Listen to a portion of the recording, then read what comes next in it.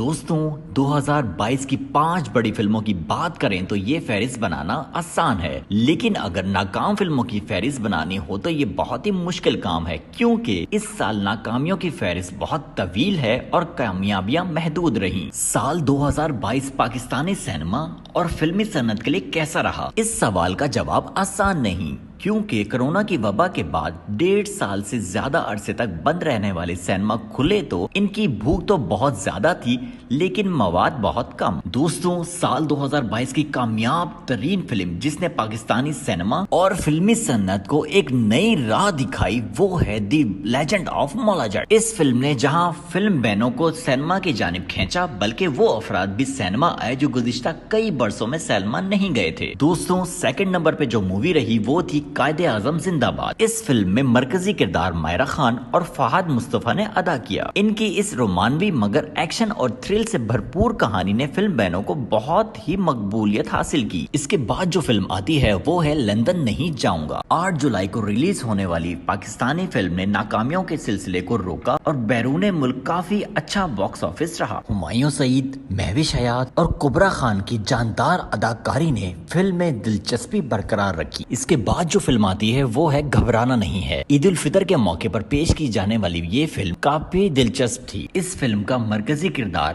صبا قمر اور سید جبران کا تھا۔ اس کے بعد جو فلم آتی ہے وہ ہے جوائے لینڈ۔ 2022 میں جہاں مولا جٹ نے دنیا بھر میں پاکستانی فلموں کے روشناس کروایا، وہیں یہ فلم بھی اپنی جگہ بنا سکی۔ پہلی بار ایسا ہوا ہے کہ کوئی پاکستانی فلم آسکر کی شارٹ لسٹ یعنی 15 فلموں کی فہرست میں جگہ بنا سکی ہو۔